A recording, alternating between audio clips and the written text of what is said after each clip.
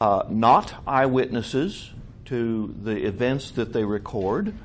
The Gospels contain factually accurate things, accounts of the events in Jesus' life, as well as stories that have been changed, sometimes in little ways, sometimes in big ways. Today, for example, as you heard, those of you who were in church, you heard me reference the fact that the story about the lawyer asking, "What must I do to inherit eternal life?" And Jesus says, "What do you read there?" And he says, "Love God and love your neighbor." That's the same story as we find in Mark. But Mark's guy, he doesn't, first of all, Jesus doesn't tell the story of the Good Samaritan. The guy in Mark says, "What is the greatest commandment?" That's the question. So sometimes they're changed in little ways, and sometimes they're changed in big ways. Our task is to get behind the accounts to see what Jesus may actually have been like, what he may actually have said, regardless of any specific portrayal. To know those things, however, we've got to look at the specific portrayals. Today, we're going to look at Mark to see how Mark portrays the life of Jesus. We're going to study each one on its own terms. We have to take these. We have to take the four Gospels discreetly. In other words, we can't go from Mark. We can't take a reference from Luke to talk about something in Mark. Mainly because Luke hadn't even been written yet, right? Right. So, and I give the example here of the 7 last words of the dying Jesus. You've been to those Good Friday services where they have the 7 last words of Jesus. Well, you don't get 7 last words if you look at any one gospel. You have to put all 4 gospels together, and then you can come up with 7 last words of Jesus, but not until you put them all together. He broke it. He moved the TV and broke it. I need to change the timeout on that cart closer to the TV. It waits. It's the crystal in his watch that he uses to change those things. Yeah. Yeah. Let's see if this helps. It's going to go back to not working. All right. Okay. Well, I don't know. Okay. You have to take all 4 Gospels in order to get to 7 last words. Of course, 7 is a biblical number and all that kind of stuff. But the thing is, if you do that, if you conflate the Gospels, you will lose the distinctive nature of each Gospel. And it's important to know that each Gospel writer had a specific thing in mind and a specific agenda, if you will, a specific point that he was trying to get across to his audience. So let's talk about Mark. Now, you can talk about Mark as the suffering Son of God. In fact, I would add another one, the suffering and unknown, the suffering and almost universally misunderstood Son of God. It's attributed to a guy named John Mark, who was personal secretary of Peter. He's writing around 65 to 70 CE, and he's writing about 35 to 40 years after the events that he talks about. He appears to have heard stories about Jesus that had been in circulation for some time, 35 to 40 years. These stories had been in circulation. He wrote down the stories, putting his own spin on them. He begins, everybody got a Bible? Let's open to Mark. I am not going to tell you what page it's on because we don't do that. Mark comes after Matthew. That's all I'll tell you. And before Luke. No, I'll give you it's before Luke too. So let's look at Mark. What is Mark trying to do? What is the goal that Mark has in writing this work? Somebody read, Chris, would you read the first verse? Okay. The proclamation of John the Baptist. The beginning of the good news of Jesus Christ, the Son of God, As it is written in the prophet Isaiah, "See, I am sending my messenger ahead of you, who will prepare your way." That's good. So the very first verse says, the beginning of the gospel of Jesus Christ, the Son of God. In other words, he's writing a gospel. The word gospel, of course, comes from the Old English Godspell or Godspell, which means literally good news. That's a straight translation from the Greek euangelion, which means good news. It actually means it, technically, angelos means angel or messenger. Angelos is a word that is used in Greek to mean a messenger. If the story of Naaman had been written in Greek, they would have used the word angelos for the guy for Elisha's messenger that goes out and tells Naaman, go wash in the Jordan River. So, in fact, the Septuagint does have that word. So, angelos means messenger. Euangelion means a good message. Personally, I prefer good message. News to us today, you can turn on or turn off, right? And sometimes turning off is a better idea these days. But a message requires a response. A good message, if I bring a message to Wilson, he needs to respond to that message. Nancy needs to respond to the message that she gets. Any message. Message from me, message from God, message from Chris, whatever. A message requires a response. I happen to believe that the gospel requires a response. End of commercial. Okay. Back to this, huh? I got to change. They don't want to lose the message. You got to change the timeout on that. Okay. When it's on battery, it goes quicker. Oh, yeah. So, he says it's a gospel. He does not claim to be writing a biography. He does not claim to be writing a history. Besides, he didn't look at history the way you and I do. This was an oral society. This was not a written culture that Mark wrote in. I'm going to continue to call him Mark, even though we don't know what his name was, instead of saying Josephus or Frank. For him, a history, remember, history is written by the winners, and for Mark, for someone living in those days, a history would be what his view of the events was, and everybody would know that. Nobody thought that there was any such thing as fair and unbiased reporting. They were right, weren't they? Yeah. Okay. Rather than writing a biography, he claims to be writing good news. In other words, this is good news to the people who will receive this good message because it brings salvation. Mark is writing good news of salvation to the people who are willing to receive it. And act on it. Beg pardon? And act on it. And act on and answer, right? Now, he calls Jesus Christ, the Son of God. Now, this is a remarkable thing for many reasons.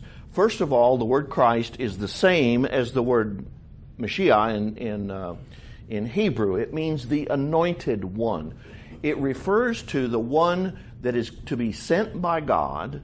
And all of the Jews will know this, the one who's to be sent by God to vindicate God's people and to vindicate God's name in the whole world, to bring about this coming kingdom of God. And the problem with calling Jesus the Christ is that all of Mark's readers, and anybody who wasn't Mark's reader, knew that Jesus had been crucified. Wait a minute, we got a problem here, don't we?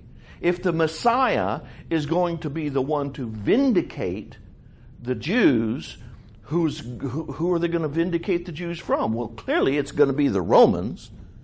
surely the Messiah is going to come in and throw out the nasty old Romans and establish God's good rule in the land which God had given us. Remember the Zealots? This is our land and nobody belongs to, is supposed to rule it. No one was expecting a crucified criminal as a Messiah. And so Mark sets a pretty tall order for himself, doesn't he? In fact, Mark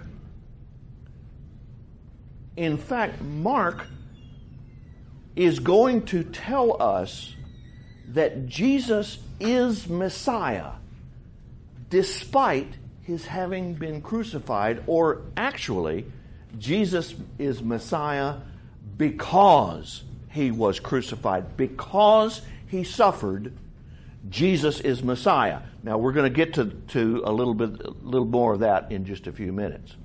Not many people back then were expecting the Messiah at that time, but the ones that were not expecting a crucified criminal. I got it. Answered it. How could Jesus be the Messiah if he was crucified? For Mark, he was Messiah specifically because he underwent crucifixion. Okay. The first thing that Jesus does the first thing that Mark does is he begins to establish Jesus' authority. Jesus has a divine authority as mentioned in the very, very beginning. The first thing that happens is he is announced by a Jewish prophet. Everybody knows that John the Baptist is a prophet. He lives like a prophet. He eats like a prophet. He talks like a prophet. John is a prophet. So Jesus is announced as Messiah by a prophet. The next thing that happens is John baptizes Jesus, who goes off into the wilderness to do battle with the devil and the wild animals, and he returns unscathed, and then he begins to reveal his power and his authority. The first thing he does is he goes and calls disciples. He calls Peter and Andrew, or Simon and Andrew, who are brothers. They are fishermen. He says, "Follow me," and they drop their nets and follow him. There was something about him that was so authoritative that at his word, according to Mark, at his word, they dropped everything and left him. And he goes on down the seashore, and he sees James and John, Zebedee, and he calls them. And they leave Zebedee and the servants in the boat, and they follow Jesus. He has authority over people. He says to them, "Do this," and they do it.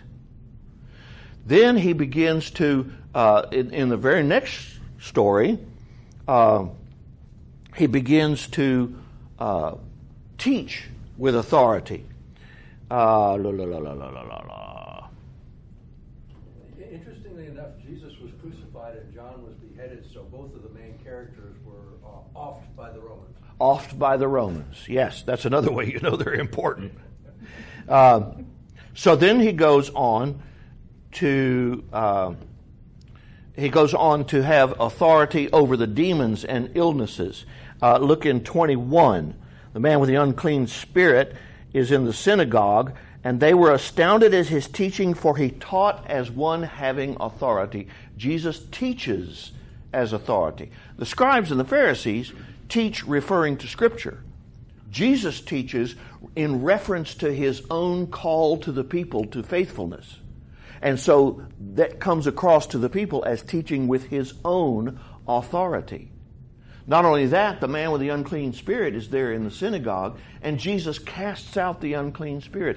So Jesus has authority over the demons and illnesses. To the people there, that must have seemed almost a miracle in itself. Of course it was. Because he was not trained in the temple and a student of some other rabbi or anything else. He didn't have any... You would think that. Yeah. You would think that. If I saw that, I would have thought, wait a minute, there's something to this guy. I would have thought, if I had seen that, if I had seen that, I would have thought, whoa, this guy there's something going on here. because nobody casts out demons. Nobody teaches like this. Nobody calls people and they immediately drop. Nobody is this charismatic. Nobody. Not even Joel Osteen is this charismatic. I mean, he's a charismatic guy. You've heard him. Gamaliel miss him for his school? You what? How did Gamaliel miss him for his as a student? Right. So surely somebody understands who Jesus really is, right? Well, not so much. Virtually no one, and we're still in the first chapter, but let me tell you, since you read Mark this week, let me tell you that until halfway through the gospel, virtually nobody understands who Jesus is. Not the disciples, not the leaders of the temple, not the synagogue leaders, not even his own family. Nobody understands who he is. Even his own family doesn't understand it. First of all, Jesus was not born with the annunciation of angels and visit by shepherds and wise men and all that kind of stuff. There is no birth narrative in this gospel. You might say, well, surely Mary knew. Well, Mary didn't know, evidently. Mary doesn't even show up until right now, and when she does, she thinks he's crazy. So Mary doesn't even know who he is. Mark begins with Jesus' baptism. There are no previous writings. Remember I said last week or week before last or whatever it is, if we were trying to write the account of the presidency of LBJ with no previous documents having been written about LBJ, how would you do that? You'd have to collect stories by word of mouth and then start to write. So what do you think? Do you think LBJ is a monster because he escalated the Vietnam War? Or do you think that LBJ is a saint because he presided over the passage of the Civil Rights Act? What do you think about LBJ? You'd have to write like that, wouldn't you? No previous writings so don't think that we know who Jesus is. The people in Jesus' life at this point don't have the New Testament. There is no New Testament, you understand. His own people at Nazareth do not recognize him. As a matter of fact, we go right on to, Jesus is doing a preaching tour in Galilee. In Mark 2, he heals a paralytic man. He calls more disciples. People ask him about fasting, and he teaches with authority. He makes a pronouncement about the Sabbath. And then we get down to chapter 6. Well, let's skip over to chapter 6. Jesus goes to his hometown at Nazareth, and he begins to teach them about the kingdom of heaven, which is the thing that Jesus talked about more than anything. Jesus talks about the kingdom of heaven more than anything else. You know what number 2 is? Fear. Money. He talks about money more than anything except how much he talks about the kingdom of heaven. He goes to Nazareth, and they say, wait a minute. Isn't this Jesus? I changed his diapers when he was a kid. I babysat for him when he was little. How in the world did he get all this knowledge? How in the world is he casting out demons? Well, instead of thinking he's from God, the leaders of the synagogue think he is empowered by the prince of demons.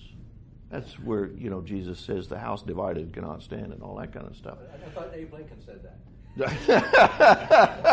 Oh, yeah. Well, Jesus was quoting Abe Lincoln before Abe Lincoln said it. That will tell you right there that he was from God, because he could project 2,000 years later and come back with that. Even his own disciples failed to grasp who he is. He's rejected at Nazareth. His family don't know who he is. In chapter 6, they come to the house. There's no room even to eat, and they're outside. They can't get in the room, and they think he's gone crazy. They have no idea. They're unaware. If you move over to chapter 8, Jesus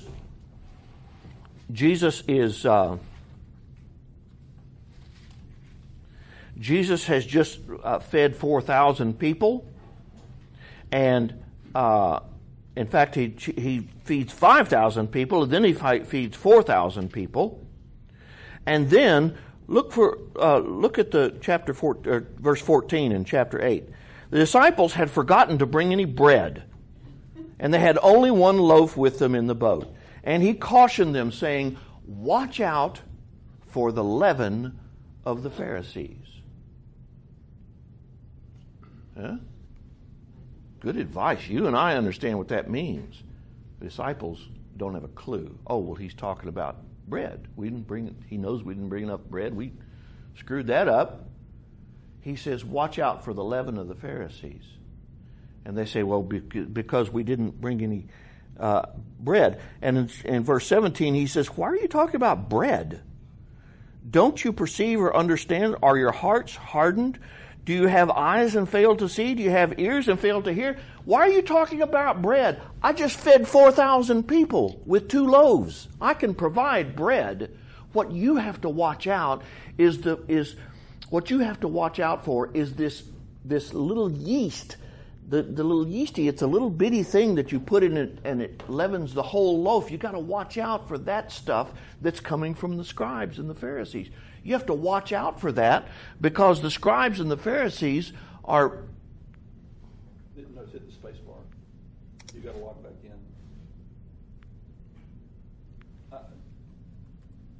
After this, I'll change the settings in there. Thank you. You also have to watch out for the gates because they seem to want to disrupt your planning. The little gates. Right. Okay. So, even his own disciples don't understand. They're in the boat and they don't understand. He says, I can provide bread. Don't worry about the bread. All right. Surely someone knows who Jesus is.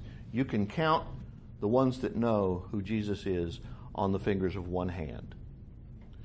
We started off with the baptism of Jesus, and at the baptism of Jesus, Jesus comes up out of the water, and there is a voice from heaven that comes to him. If you look in Mark's, at the very beginning of Mark, the baptism of Jesus in verse 11, a voice came from heaven, "You are my Son, the beloved. With you I am well pleased." The voice comes to him, not to the crowd. It says he saw the heavens open up. He saw the heavens, yes, in the verse before. He saw the heavens open and he heard the voice, nobody else. So, God knows who Jesus is, because God said, "You are my Son." Jesus knows who Jesus is, because he heard the voice. Interestingly, the demons know who Jesus is, because they come out of the people saying, "What do you have to do with us, Jesus, Son of God?" And he commands them to be quiet. So the demons know who Jesus is. Mark knows who Jesus is because he's written the book. And you know who Jesus is because you're reading it. Until halfway through the gospel, those are the only 5 people who even know who Jesus is. Oh, I already have that up there, don't I? How about John the Baptist? Okay. I don't know. I don't know. John, in this gospel, John does not say, "Behold the Lamb of God who takes away the sin of the world." John doesn't say that in this gospel. John talks about God uses John. God uses John to baptize Jesus. That's all he does here. Okay. In this one, yes. In this gospel. Right. Okay. So this failure to understand changes halfway through. Halfway through the gospel, Jesus does a healing. There's this healing episode. This is the only place in any of the Gospels where Jesus is not able to immediately heal someone.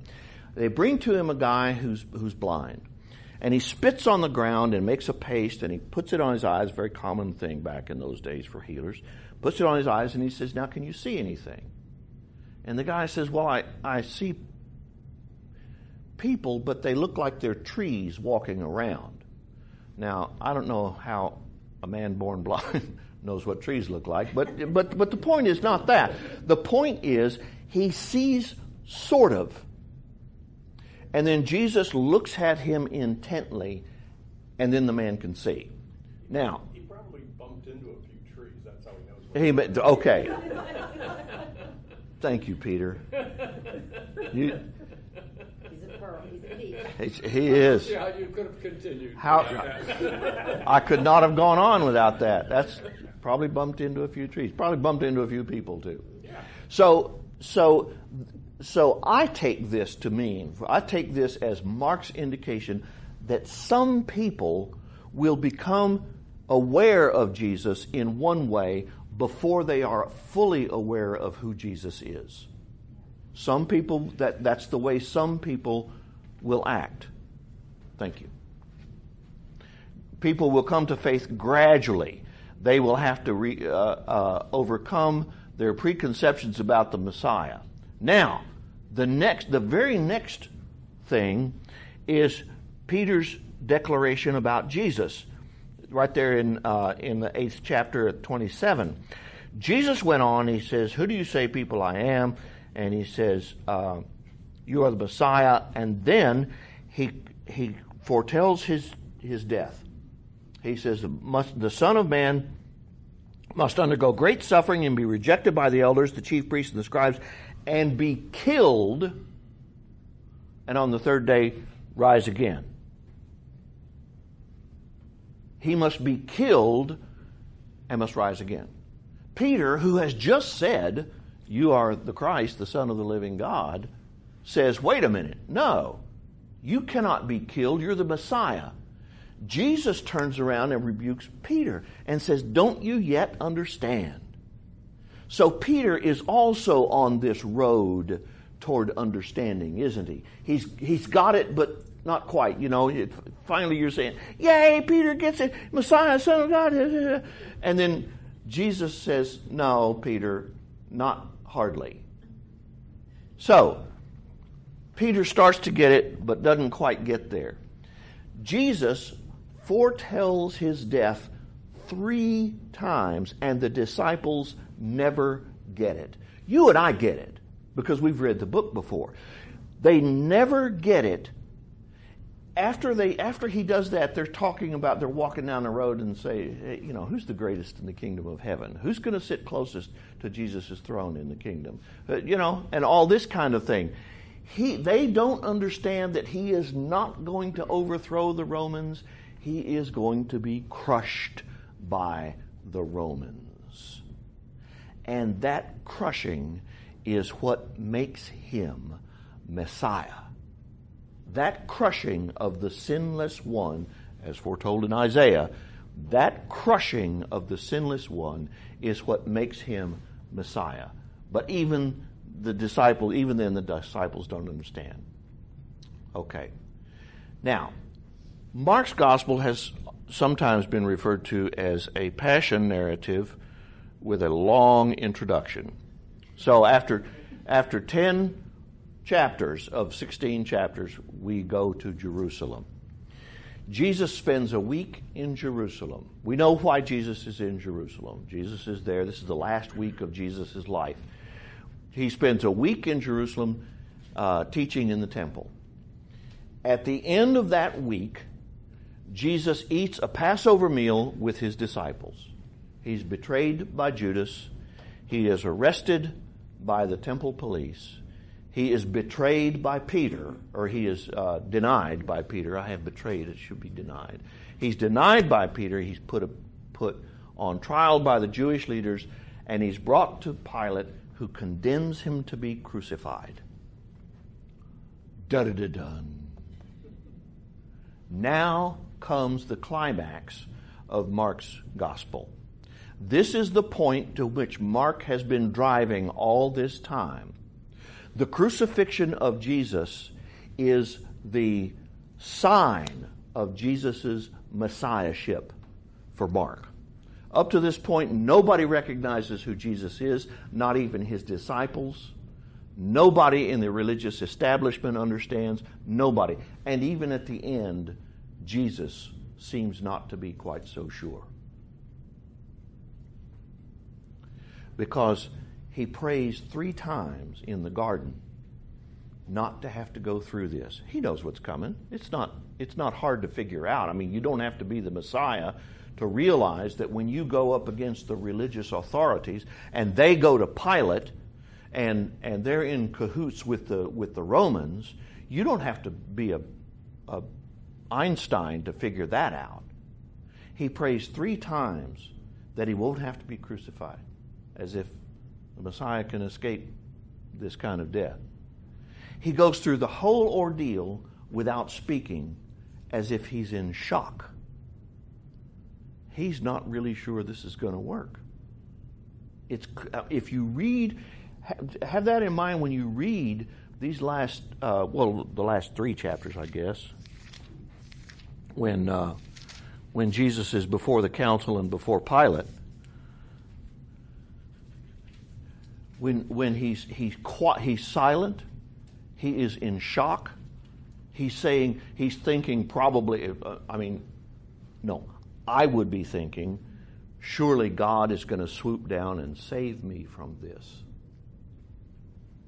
Or he's thinking like the POW that there's no point in saying anything because it won't do any good. It won't do any good anyway. You're better off quiet than speaking up and being rebuked. Exactly. And this is where he's being fully human. This is where he is showing that Messiah must be fully human, and in another chapter, Messiah proves to be fully God. Interestingly, the centurion recognizes him at the last. Yeah. We're going to get there. Oh, sorry about that. Even on the cross, he's not so sure, because he cries out, Eloi, Eloi, lama sabachthani. My God, why have you forsaken me? And then he dies. Now, interestingly, the very next thing Mark says,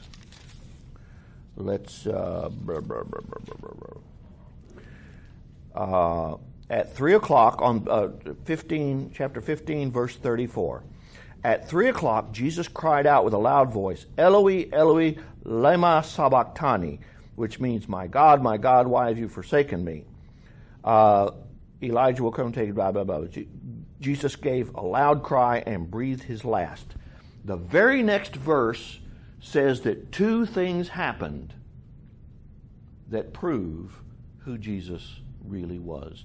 The first thing that happened is that the veil in the temple is torn from top to bottom. Now, the veil in the temple was a huge curtain. It was probably 20 feet, 30 feet high. It was a curtain that was as broad as the Holy of Holies. It separated the Holy of Holies, where the altar was, where the bread of the covenant was, from the people.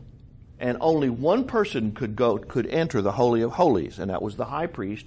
Once a year, could go in there and sacrifice for the people. Yes, Sean? Do they still use the curtain in the Jewish temples today, or no?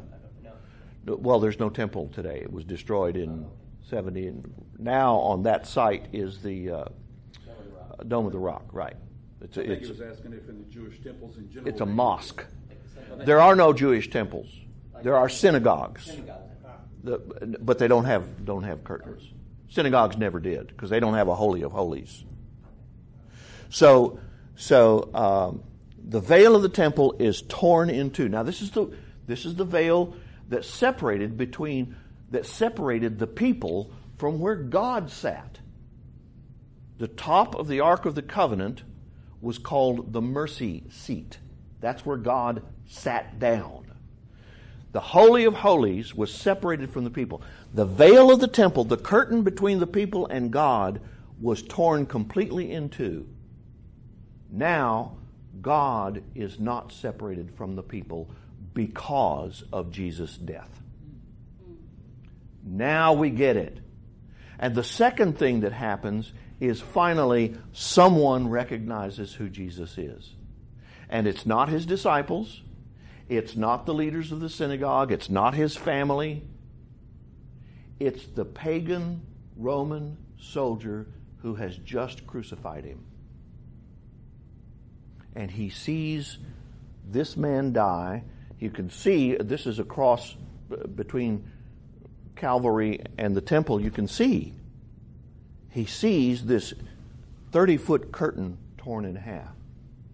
And he says, surely this man was the Son of God. Now, you remember the movie The Robe back in the 50s? Remember who played the centurion? John Wayne. Surely this man was the Son of God. I mean, you can hear it, can't you? You can hear him say that. Surely this man was the Son of God. Humankind is no longer separated from God because of Jesus' death. In other words, Jesus' death brings us and God together. That's called salvation. Hello? That's called salvation. It's interesting that it was a Roman who recognized it. Of course it was. What is the other implication of this? What is the other implication of this? Not as strong as Luke. We're going to study Luke eventually. Not as strong as Luke. But what Mark is saying is, oh my gosh, maybe this isn't just for Jews. Maybe the people, all the people, are eligible for this salvation. Maybe we should erase the lines. For the Romans taking up, 300 years later. Right. I wonder if the centurion thought, oops. I shouldn't have said that. No, I should. Maybe I shouldn't have driven those nails in. Yeah. Okay. Now, 3 days later, the women go to the tomb in order to anoint the body of Jesus, and they find the tomb has been opened, and we are now in 16, chapter 16. Sabbath was over. Mary Magdalene, Mary the mother of James, and Salome brought spices so they might go and anoint him. Why did they have to do that? Dead bodies stink. Okay, but why didn't they do it beforehand? Sabbath. There was no time because the Sabbath was it was 3 o'clock in the afternoon when he died, had to get him to the tomb, there was no time. So they had to anoint him, went to the tomb. They'd been saying to one another, who will roll away the stone? When they looked up, they saw that the stone, which was very large, had already been rolled back. As they entered the tomb, they saw a young man dressed in white who said, do not be alarmed. You are looking for Jesus of Nazareth who's crucified. He has been raised. He is not here. And the women flee the tomb, and they tell no one. So they went out, in verse 8, so they went out and fled from the tomb, for terror and amazement had seized them, and they said nothing to anyone, for they were afraid. The end. Now, that is the end of Mark's original gospel. Sometime in the Middle Ages, some scribe thought, who was probably a monk, probably a very junior monk, thought, wait a minute. It's like, I know an old lady. Remember that song? I know an old lady who swallowed a fly, blah, blah, blah, blah. I don't know why she swallowed a fly. Perhaps she'll die. So you get to the last one. I know no lady who swallowed a horse. She's dead, of course. That's the end of the song, right? Somebody's going to come along and say, you can't end the song there. It's got to be because she swallowed a horse, So someone comes along and they add 12 verses showing that Jesus does appear to people and commissions disciples and then ascends into heaven. But for Mark, that was the end of the story. That was all that needed to be said. Do you understand? You get this? Jesus' messiahship has to do entirely with Jesus' death and the empty tomb. You don't need to know what happened next. It doesn't. You do not need to know what happens next in order to have faith, according to Mark. Nobody believes that those 12 verses were original. Okay. Mark is the easiest gospel. Easiest? Why did I put that in there? Earliest. Mark is the first gospel. Earliest. Earliest. Oh, earliest. That's what it's supposed to be. Thank you. The machine auto-formatted you. Oh, gosh. Yeah, you're right. You're right. The gremlin of the auto-format. Yeah. Autocorrect has become my worst enema. Mark is the earliest gospel written by a Greek-speaking Christian who has inherited stories about Jesus. It's not just a catalog of the stories. He tells the stories in a particular way in order to convince the readers that Jesus brings salvation because of Jesus' death. Now, all of the Gospels have this same motif, that Jesus' death is what brings salvation, and that suffering and death were not incidental and were not accidental to the fact that he was Messiah. In fact, it was the reason that Jesus came. And that anybody who wants to follow Jesus can expect the same kind of treatment. So that's Mark. Universally misunderstood Messiah, suffering because he was Messiah, and Messiah because he suffered. Mark is the earliest gospel. It's also the very shortest gospel. Mark's favorite word, 32 times in Mark's gospel, is the Greek word euthus, which means immediately. Or as my British New Testament professor used to say, straight away. And straightway they went and did this, and straightway they went and did that. What are your questions or your comments about the gospel according to Mark?